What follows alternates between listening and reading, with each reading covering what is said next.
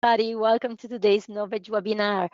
What's new in Vectorworks 2023? Join us to learn the benefits of the new Vectorworks 2023. Kat Gur, Jonathan Pickup will show you how the new Vectorworks can affect your work and how you can be more effective by using these benefits that he's going to show you. And Jonathan is trained as an architect in New Zealand and the UK, and he has more than 30 years of experience, specifically with Vectorworks, and he has been writing and producing Vectorworks manuals and providing customer support for more than 20 years. His company, ArchonCAD, is the premier provider of third-party manuals and training resources for Vectorworks. He offers monthly webinars and maintains a visual knowledge base for Vectorworks, and he'll tell you more about it later. And I want to show you a little bit of our Novedge page where you can find Vectorworks 2023. And Novedge is changing the way designers purchase 3D software, offering more choices, more freedom, best advice, faster service, and you can call us anytime and we'll be picking up that phone. So check us out at novedge.com. And now, Jonathan, I'll try and give the screen back to you. Here we go. Take it away. Sweet. Thank you very much, Barbara. I always feel weird when I hear my introduction. I don't know why, but it sounds like you're talking about somebody else. So Vectorworks 2023. You should all be able to see that on my screen now. Now it may not look like Vectorworks 2023 because this is the new home screen that Vectorworks have created. So the first thing when you start Vectorworks, you'll see this. It's known as the home screen, and it shows you all your recently opened files, so you can see through your recently opened files. Nice big preview, so it's easy for me to pick which ones I want to use. Also, there's some learning, there's some messaging. There's the ability for Vectorworks now to send you messages. There's a message center. You can get access to their cloud services, and you can click on the Learn button to go to their university. Unfortunately, I can't make mine appear there, but I can't have everything. Okay, so that's the home screen. So you can actually activate the home screen anytime you want by going to Help and choosing Home Screen here, and it'll bring up the home screen. So this is the change in the new Vectorworks and the way that it presents itself. Now, if you want, you can change the options for that home screen. So it's under the Vectorworks preferences down the bottom here. There it is there. And it's under Session, I think. And display home screen on startup, or display home screen when you close the last document. So if you don't like the home screen at all, you can untick these two options here, and you won't see the home screen again. So that's the home screen to start with. So I've actually got on my other screen, I've got a series of notes that I'm going to go through. So I just don't want to forget anything.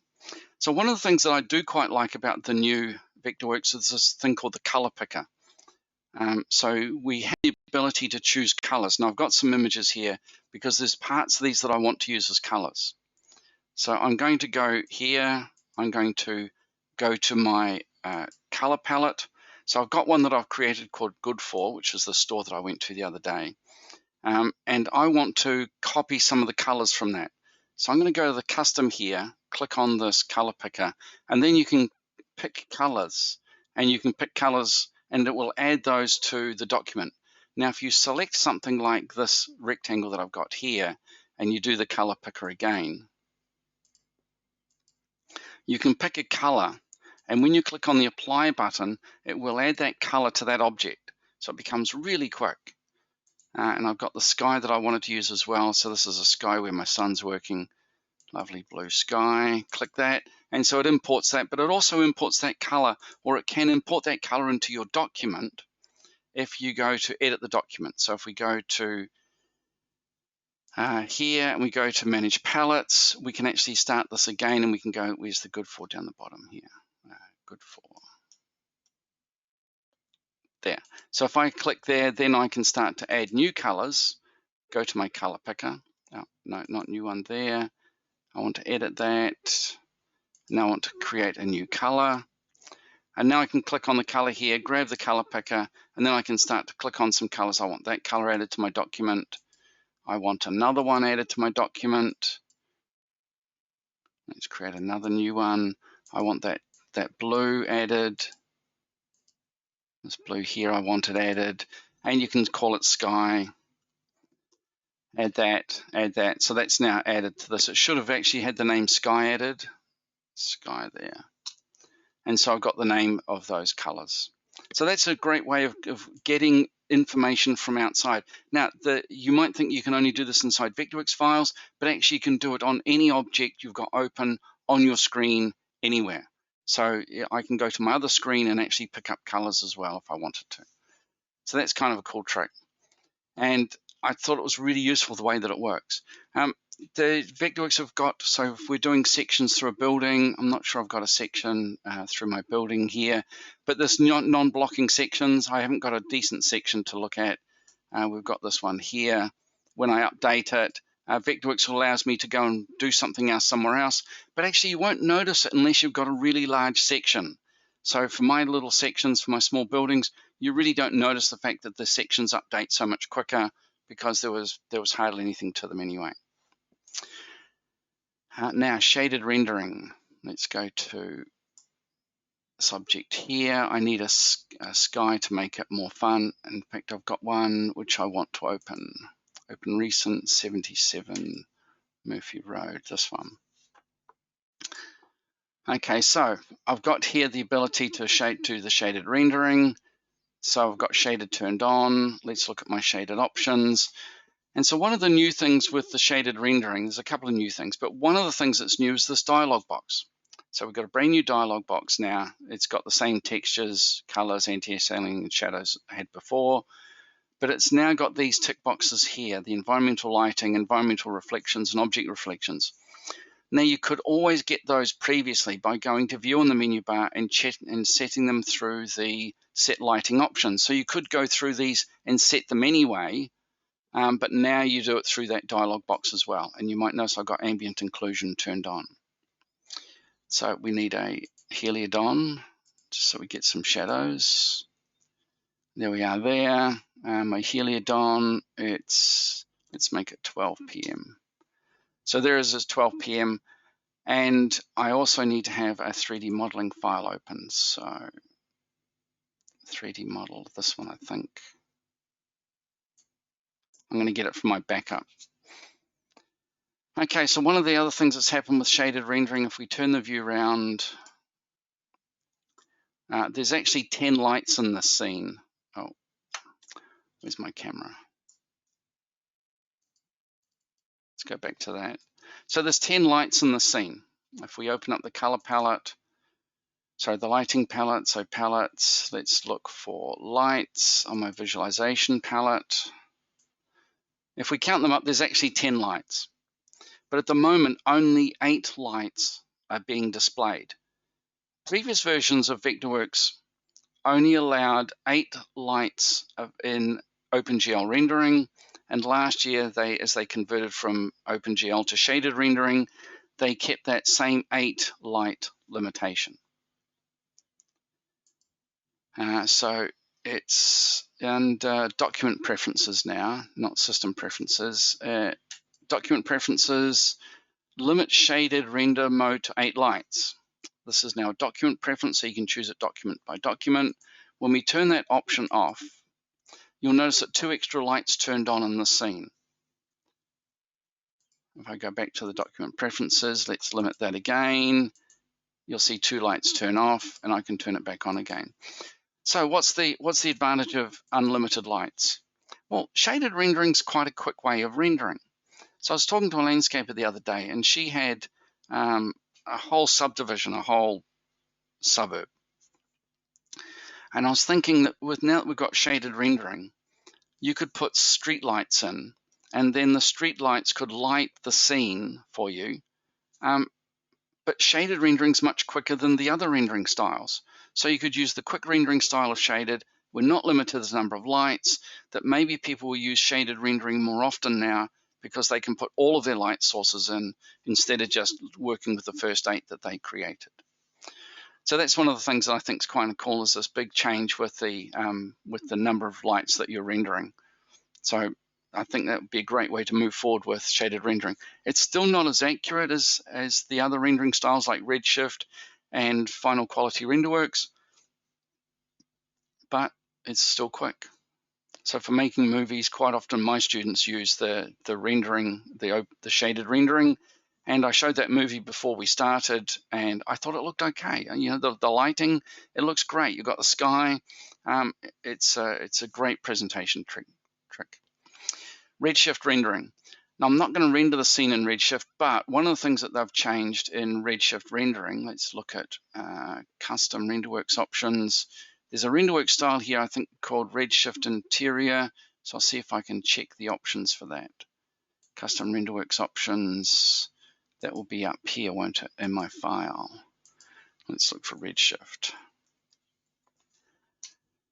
RedShift exterior, let's edit that. Now, one of the things that they've changed with this RedShift rendering is RedShift used to require a really high quality, a really powerful graphics card. Now, I'm using a computer that hasn't got a powerful graphics card. I'm using a small computer. But RedShift is now enabled because RedShift will work now with the CPU instead of just the graphics part of your computer. So it will use your main memory, your main CPU, instead of using the graphics thing. So if you liked RedShift, but you couldn't use it because your graphics card wasn't powerful enough, like my old iMac, you can now use the CPU instead. So that's a great reason for buying the most powerful computer you can, because you can use RedShift with using that. We've got, now I'm not sure whether there's any particular order to what I'm going through. These are just the things that I've come up with. And I'm not going to cover every new feature in Vectorworks. I'm just going to cover the ones I think are really powerful and the ones that you can use and you can get some advantage from. And there's a question there, are there any thoughts? Oh, sorry, someone's asked any thoughts on when to upgrade to the latest Mac OS and Vectorworks 2023. Should you wait a few months or so? Unfortunately, without thinking, I already upgraded my computer to the latest Mac OS. So I'm running Ventura. So I'm running Ventura. I've got Vectorworks 2023. I was actually having trouble with the previous version of the Mac OS. It kept losing my Apple ID for some reason. So I don't have that anymore. I'm using a small computer, an M1 computer, and it works really well, really fast. It's snappy. And have I had problems with Vectorworks 2023 crashing? No, I haven't. I have had trouble with running out of RAM and running out of hard drive space, but that's because I've got a base model computer. Don't get a base model computer. Get one that's got more RAM, get one that's got more hard drive space, that kind of thing. I think it'll be better. So world-based data tags. So you can now, those of you that use data tags, you can now place the data tags using world-based data tags. Let's go to design layer 1. Here it is here. So if I needed to tag these objects, so I never had a problem with world-based data tags anyway, because I always used to use my data tags inside an annotation part of the viewport. But if you wanted to have your data tags related to the scale of the layer you're using, it's now available as a data tag. So the functionality of the data tag hasn't changed, but you can now use world-based data tags. So if you did need to have them at different scales for different projects, that's great. You can now do that. They've changed the way that information is stored on things like walls, roofs, and floors. I need to go back to the other layer to see that. So this is a wall. There used to be an IFC button down the bottom. It's no longer there. They want you to store all the information about the wall in the wall data. So you can put information in here, the description, whether it's load bearing and so on. Apparently there were people that were using the IFC data to store other information. They have now made that more difficult. You can't easily get access to the IFC data, so it's inbuilt, but you can assign your data here. So if you want, this is an easier way to do it. It's the same with floors, I think. There's a floor, it's now got slab data. Click on that, it looks very similar. And if I turn the roof on, you'd see that the roof data is similar. So there's a real reason, I think, in the future to start making sure you do put your data on these so that you can separate one floor type from another, so you can separate different rooms from each other. Wall styles should certainly have more data attached to them so that they're a style. I think this might be an unstyled wall anyway, but it would be a really good idea to make sure you start using this information, putting the acoustic rating, because this is all part of BIM, the building information modeling. And in the future, it's going to be more important to get this information out. So why not start now putting that information in and getting used to the idea of including that information so that we don't think of building information modeling as being some sort of tack on at the end that we have to do to satisfy a client. Build your library with those parts already built so that you don't have to come back and build them again some other time. Particularly if you've got a manufacturer that manufactures your objects, put that information in. Now, let's have a look at some fun stuff. Structural member. I really like the way they've changed the structural member. So one of the things that they have changed, when you double click on the structural member to edit it, the reshape tool is now activated. But I think that what's new is this one here, this ability to change the Z to constrain it in the Z axis. So now it's really easy to change a structural member, make that into a rafter or to give it an angle. And when you stretch it, you can stretch it along its length in the X and the Y. And I think if I grab hold of that and start stretching it with the Shift key held down, I thought it would snap to that. But certainly one of the things that they've changed is this ability to change the angle really easily. But to me, one of the best things about this, the changes they've made to this structural member, is the fact that they've now made the structural members into styles. So you can see here that I've now styled my structural member, and it's a particular type of timber. It's there's not that many people from metric countries, I suspect. So unfortunately, my 140 by 45 is actually a 6 by 2, but it's dry, so it loses a bit. It's also put through a machine to take off all the rough edges, so it's clean. So that's what you would call a 6 by 2 or 2 by 6. And I'm going to replace that with a bigger one. So I'm going to replace it with a 190 by 45. So I select that, OK, and I've now changed that object. And I've also changed that object so that the insertion point for these is always at the top center, which means that as I replace one from the other, I always get the same top surface working. Last night I had a play with these other ones that I'm thinking of using from a manufacturer called iBuilt, and they manufacture these I-beams, a wooden I-beam out of OSB and laminated veneer lumber. So that's a very specific size. It's got a 70 millimeter wide top, but you'll notice that the way that I replaced it meant that it was really quick to replace. So if I select a whole bunch of those, let's select all of those members, we can go, let's replace those, or replace them with the same one. They've all got the same size and they've all got the same top. So it didn't jump up and down because I created mine in a really neat way. In a very consistent way, I should really say. So, and if I don't like that, I can go, let's replace those again. And I've decided to use the 140 by 45 again, and bingo, they all change again. So that's a really cool way. Plus, if you use styles and then you update the style in your resource manager, they all update. So this is a really cool way, I think, of using the structural member. One of the things I did like about the structural member is the ability when you create your structural member, let's edit the style, creating the 2D attributes and choosing what the 2D attributes look like when you create a plan view. So for example, if I created 2D attributes and I said that above the cut plane, I wanted them to be dashed, at the cut plane, I want them to be a heavy line, and below the cut plane, I want them to be thin again, but a solid line. So this could be really useful when you're creating your visual plans. If you're creating your plan of a floor plan and you want to use structural members, for example, for lintels, if you were above the lintel, you would see it as a solid line. If the lintel was above the cut plane of the layer, it would appear as a dashed line. Now, I don't know if you guys use the cut planes very often, but if we go back to edit my design layer, At the moment, I've enabled my cut plane elevation at 8 feet. I'm going to change that to 5 feet, 1500 millimeters. You'll notice that all of my lintels, or all of my pieces of timber now, have actually changed their graphic style. And this is automatic based on the cut elevation of my layer. And I think this is a really powerful trick. So if I grab one of these and I say, wait a minute, you're actually a bit higher than that. That's what it looks like now. But let's make that lower. Let's make that a floor object, make it 0. And you can see it's actually changed that elevation. Let's change one of these to 1550, it should be. And I'll turn on zoom line thickness. Now you can see there's a difference between the line weight of those. Where I cut through the beam, it's heavy.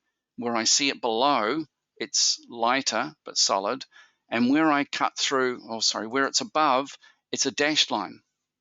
I think this is really cool, this ability to have your objects change depending on where the cut plane is. I'd be curious if anyone's using the design layer cut plane, but I think this has got a really cool trick to using it.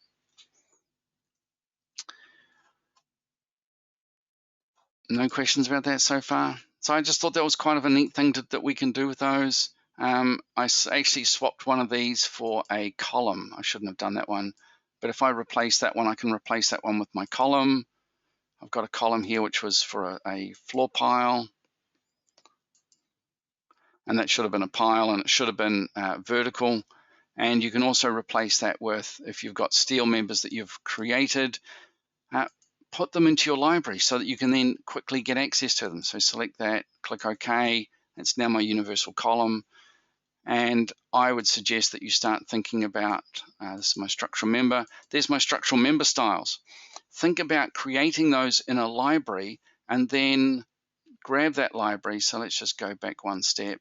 So I've put them all in a folder called structural member styles. Put that into your library with your resource manager so that next time you go to look for that particular type of steel, you don't have to remember which file you had open. You can just click on your library, and you can see down the bottom it's just writing to my file. So now when I go to my library, I should be able to find structural member styles in here, structural member folder. So that's where all my structural member styles are. And it looks like I've done this once before because I've got 2 folders with the same information in them. Okay, so any questions about the structural member? No? Any questions about my ability to change the layer cut height? And I still didn't see anyone comment whether they use that or not. Okay. Let's look at 77 Murphy Road again.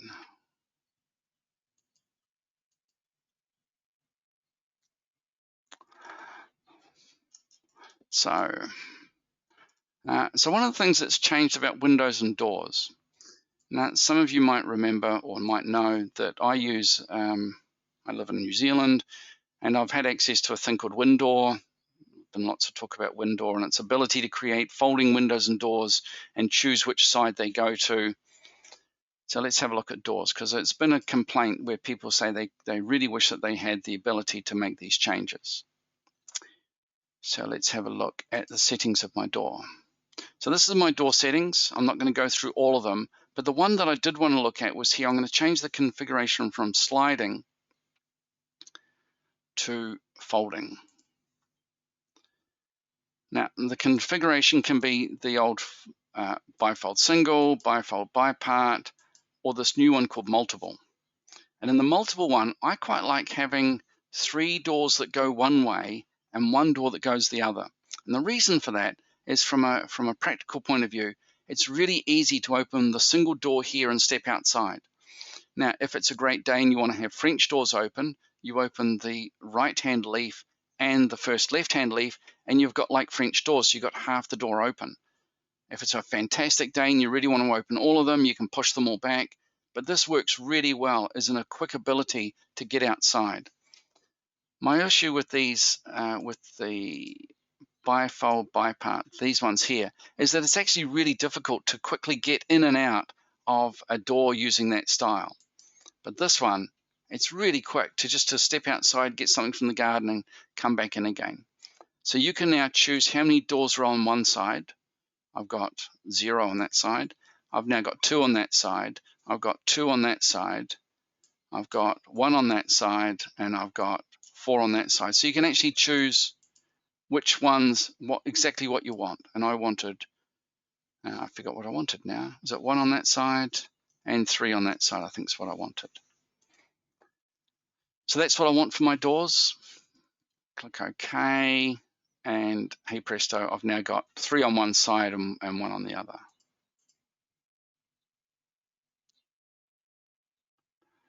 I don't know if Vectorworks have finally fixed the bug where the top of the transom can only slope in one direction. Is this on a door? Let me just check. Settings, general, transom, what do we call that? Lights, side lights, second leaf, transom. And I'd have to go to general, wouldn't I, and have the top shape sloped. And transom. Can't you just flip the door to make it go the other way? Can't you just flip the door and make the transom go that way? And then you can just change the doors. You can just change the number of doors and windows.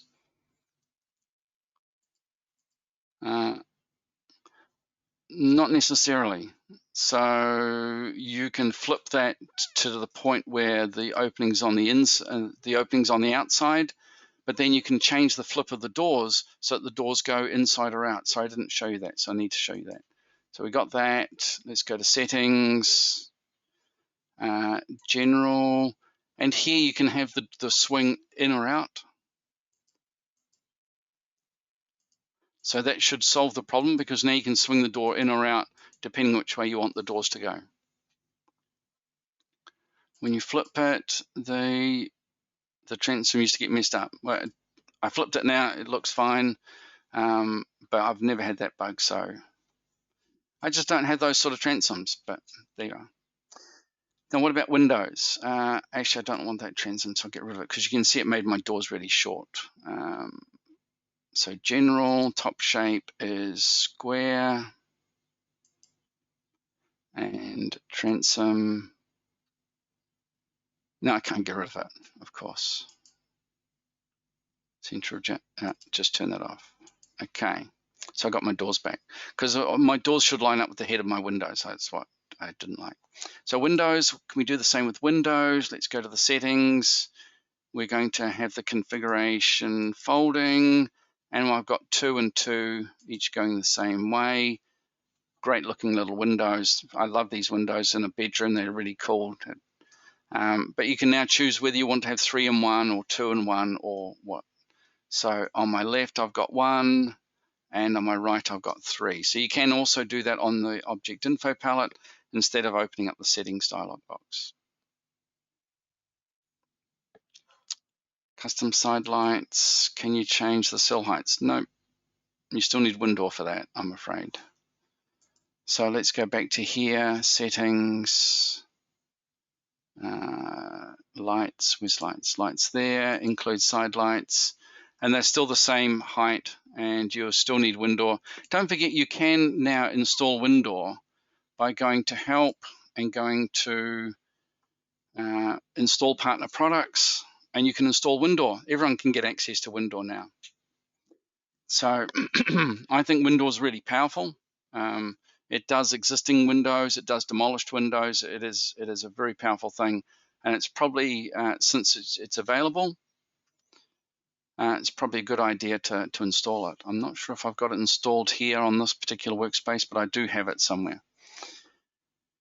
So that's folding doors and windows. Now I have gone around and I've numbered all my windows. So somewhere here I've got my window numbers, ID tag. I've turned the ID tags on ahead of time. So why have I done that? Well, in Vectorworks 2023,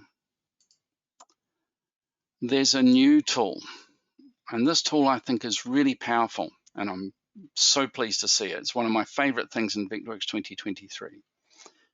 If I go to DIMS and Nodes, there's a new tool called the Graphic Legend. And the graphic legend, I can choose one that I've already used before. I think I've got one here called, no, I haven't made it yet. So let's go back to graphic legends. Have we got one called, and that's window ones. I don't want window ones. I just want general windows. I want a window legend.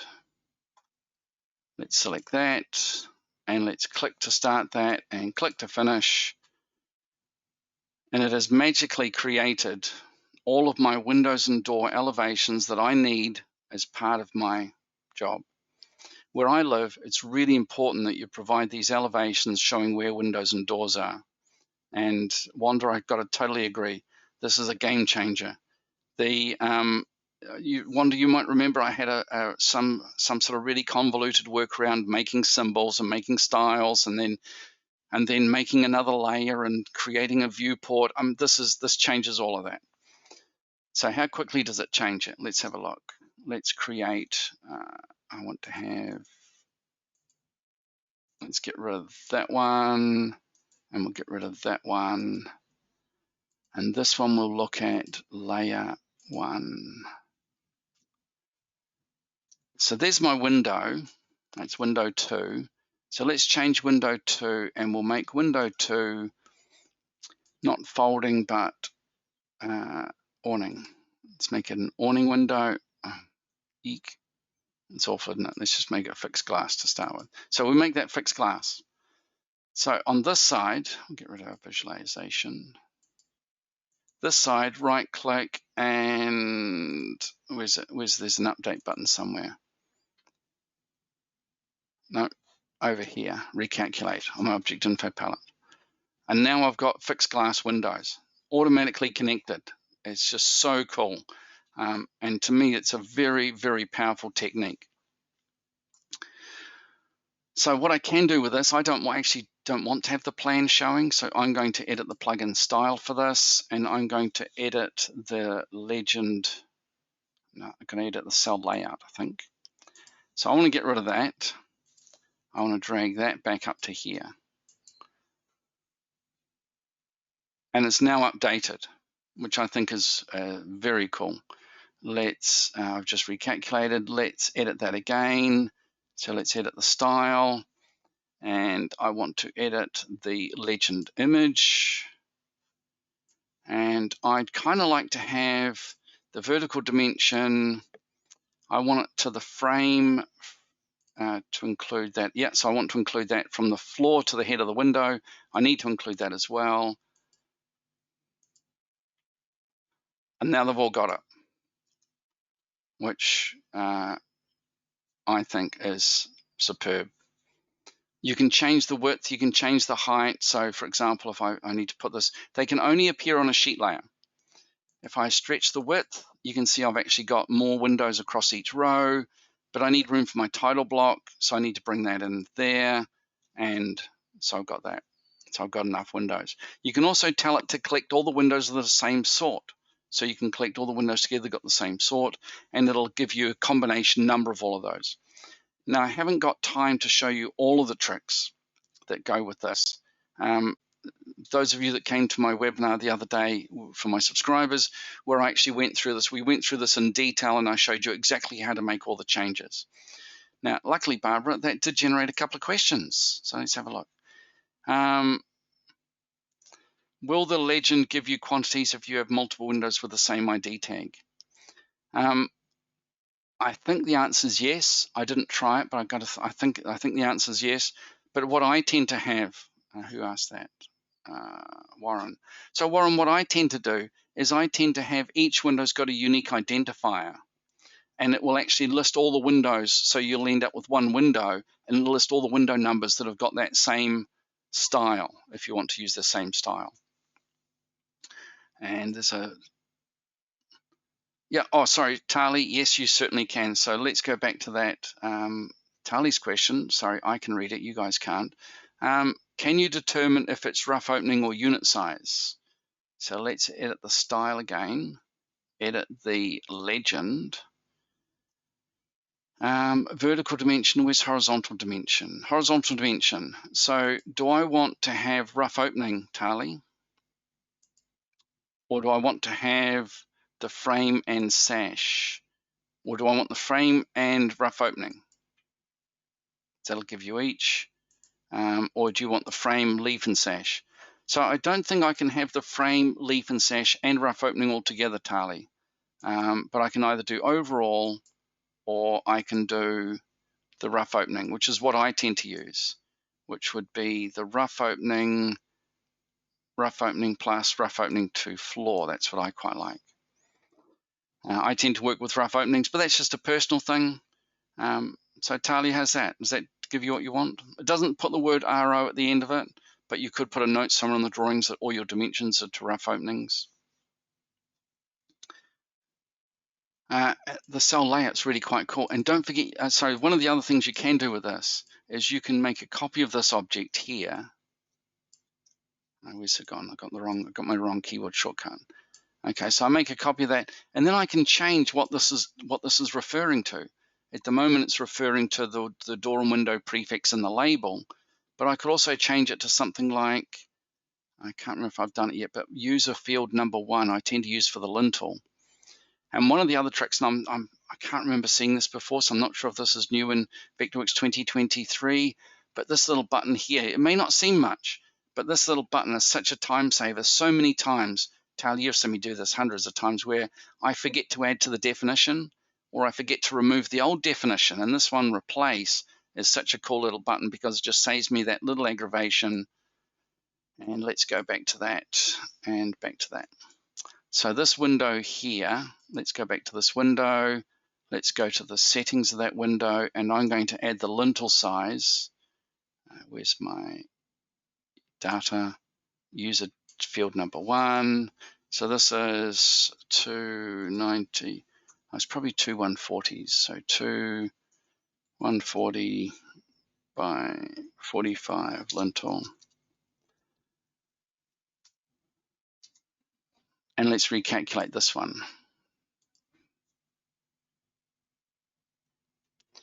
Which I think is a great way of starting to get information that you put onto your windows and start to get that information on your drawings. Now, I've just used the lintel, but you could also have things like awning stays with restrictors. You could have all kinds of stuff. Sorry, David, what have you got to say?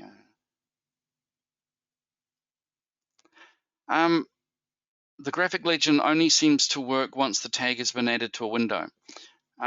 That's part of the settings that I've chosen, David. So when you tell it how to find the information, you can actually tell it that, first of all, I only wanted it to find windows that are on my window schedule. So yes, the tag for each window has to be turned on. So if I go back to this window here and we have a look, I've included on schedule. So if you don't include that on a schedule in my world, it won't show up on my schedule. So I need to put that. But in order to put the window number, you've got to include it on the schedule anyway. But you'll notice that I don't show the tag in 2D and I don't show the tag in 3D. So actually the tags are not visible. And the reason the tags are not visible, I use data tags to do that, because I can put the data tag in elevation, I can put the data tag in plan, and I can move it exactly where I want it. And I think it's a really cool trick. And it's quite neat the way that we can get all the stuff to work for us. Are there any other quick questions about the graphic legend? Because I think the graphic legend is very powerful. If we go back to this one here and have a look, I think haven't looked for the plants yet, but there's a pre-made plant one. So if you're doing landscape, there's one I've already used recently called plants. Plant legend, and just finds all the plants, but it does report the plants at their full size. And here I've added extra information about so it's picked up the ID of the plant, it's picked up the fact that it's a Cordyline australis and it's a cabbage tree or cabbage palm. So that's just information that's picked up from the objects. David, I use I am so happy to have that graphic legend for doors and windows. It used to take such a lot of work to do it. And every time you made a change, you'd have to go back and check. I believe that I'm going to run out of stories, so I better be quiet. Anyway, graphic legends, very powerful, very flexible. You can actually tell it what to look for, what to report. So David, I think that now we need to start adding more information to our doors and windows, because that information can be reported where we want it, moving us to much more of a BIM cycle. Site modeling. So, has site modeling updated in Vectorworks 2023? It has. It's updated a lot. Now, you might remember in the old days, if you put a grade limit, so I've got these objects here ready to go. So in the old days, if you created this as a site modifier, I'm going to make this a pad object, a planar pad, set the elevation, click OK. Now, when I update my site model, normally you would expect this site model, the site modifier, to affect my contours everywhere. So let's go, and one of the other tricks I've started to use much more, I know this has been around since 2022, it's taken me a whole year to get used to this button here on the object info palette to update my site model there. So what's this done?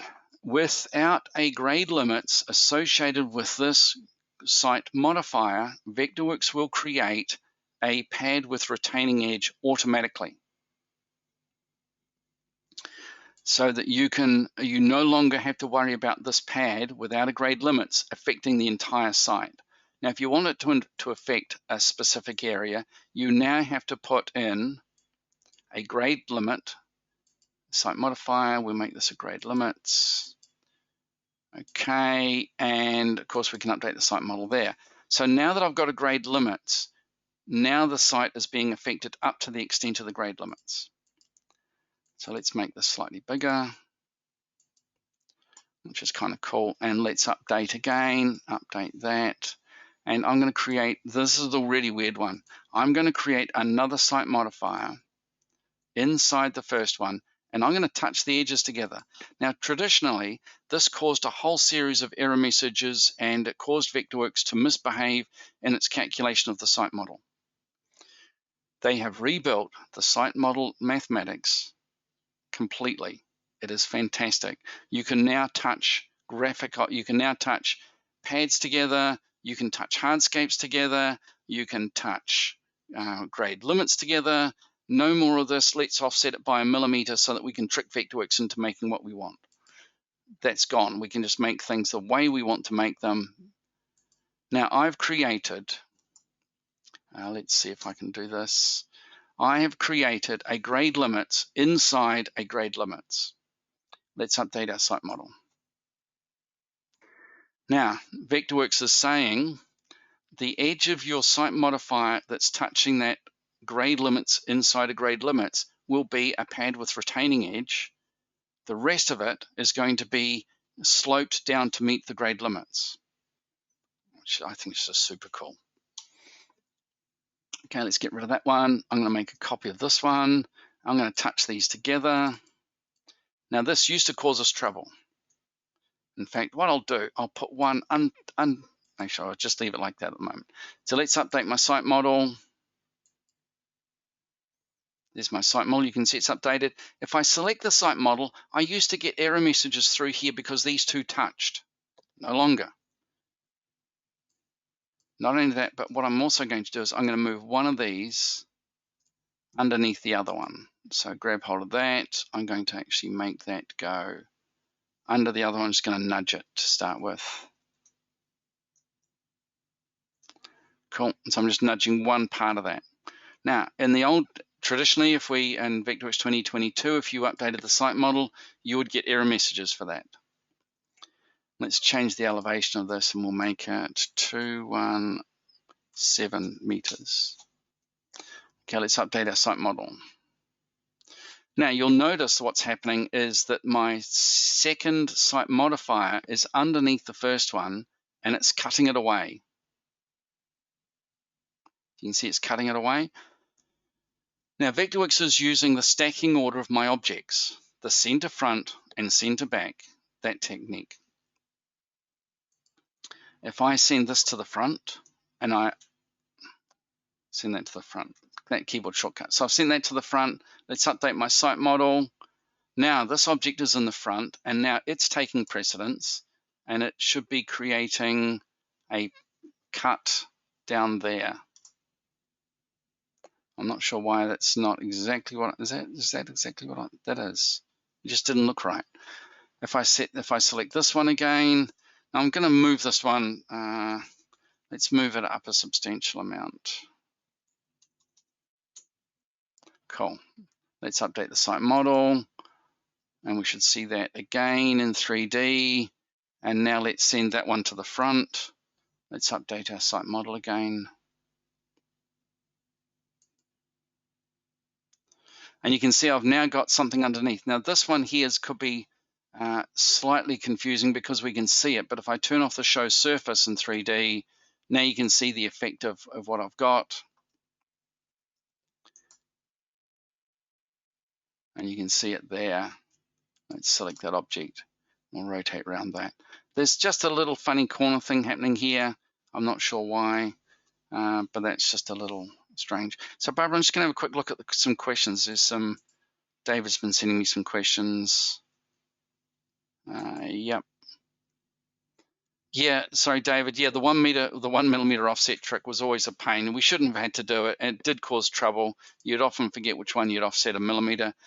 No more worries. Now they can touch. Vectorworks doesn't care. It'll calculate it. The stacking order will choose which takes precedence. This to me is really powerful. And the other thing, David, I think that takes you a little while to get used to is the fact that you can update the site model from the site modifier itself by clicking on that button. I'm so used to right-clicking on the site model and choosing update. It's taken me a year to get used to the new technique, so it doesn't surprise me if people struggle a little bit. And the final thing I wanted to talk about, so let's just update that site model. The final thing I was going to cover is a planting object, and it's called a hedgerow. Now the problem with I don't know if any of you guys put in landscaping, but the problem with hedges used to be that if you used a image prop, it looked like a bunch of small plants, and it never looked like a hedge that's trimmed. Because if you get a good Buxus hedge and you trim it, it looks like a solid object. The hedgerow will do that. So now I can click a hedgerow, and I can click on my site model. I can make it go right across that area there. That's my hedgerow. If we look at it in 3D, you can see there it is. It follows the site model exactly. I can also tell it which plants to put in. Which plant do I want? I want a ground cover. I'll just put in a shrub. Now I can tell it how many plants are in there. I can tell it the spacing of the plants, the percentage of the plants, and it will calculate that as a plant. When I schedule my plants, that will appear like a plant. The trick is to give it a color. What color do we want to look for? I had a nice green I used previously. So you can give it a color. Now, if you give it a texture, it goes a little weird because when you render it and apply a texture to that, I've got a texture here I think I can use, which is the foliage texture, which looks okay in some places. But sometimes I find that the texture gets kind of munted. Sorry, it's an expression from where I live. It gets kind of damaged. As if it's I tried it on curves, and the texture really doesn't look great when you put it on curve shapes. And can you put it on curves? Absolutely. It is. You can make very complicated hedgerows. So that's an arc. Right click. Let's create objects from shapes. We'll make a hedgerow. I think I tried this last night, and it struggled a little bit straight from the curve. Yeah, that's what it did last night to me. So if you create the hedgerow itself, you can use this mode here, and we can set the radius, and that'll make a curved hedgerow, and that follows the site model again. You can see it following the site model pretty well, but you'll also notice it's made out of lots of facets, and when you apply texture to these facets, then it looks a little odd. I just didn't think that was as nice as the straight one over here. The straight one actually looks reasonably good. Let's turn it around so we're looking in the sun. So the straight one looks pretty cool with the texture on it. So it does look like the real object. The curved one, maybe the curved one's better just to put a color on it and put that dark green color on it. And turn off the texture. So think of doing it that way, but the hedgerows are great. It's very graphic. It does create hedges. And Barbara, that must be pretty close to the end of time. I don't see many questions so far. Yeah, I think you answered. There's the windows they've improved the wall closure on windows and doors. I still struggle with wall closures. There's still too many places for me to look at, so I didn't really want to demonstrate that. But since I've got a couple of minutes, always recommend people join my subscription. Every month we go through these things. Last month I went through that, and you can go back and watch the movies again. So I have the six webinars every month. I post the movies here, but also if you attend, you get the ability to download the movie anyway. Or if you just register, you don't have to attend. You'll get an email with the movie link in it, and you can download the movie and watch it afterwards. So yeah, I suggest you subscribe to that. Or if you just want to support me, I've started a Patreon page. So if you just want to make sure that I continue to do what I do, join that. Yeah, Thanks, check Barbara. it out. Thanks everyone for coming. We had lots of people today. It was magic to see so many people. It was packed. I hope you got something out of it. Thank you for coming. Thank you so much, everybody. I'm going to show you on my screen where you can find Vectorworks 2023 at Novedge.com. Feel free to call us. We do prorate license. We take care of you with updates and all the things that may not be so intuitive when purchasing, the next your next software. So thanks again, Jonathan. And I want to remind everybody that Novedge is changing the way designers purchase 3D software with all the choices, not just Vectorworks, but all compatible tools. And you can always reach us at our phone number, which is displayed on every page. Thanks again for joining us today, and have a good rest of the day and week. Bye-bye, everybody. Ka kite. See you later. Bye-bye.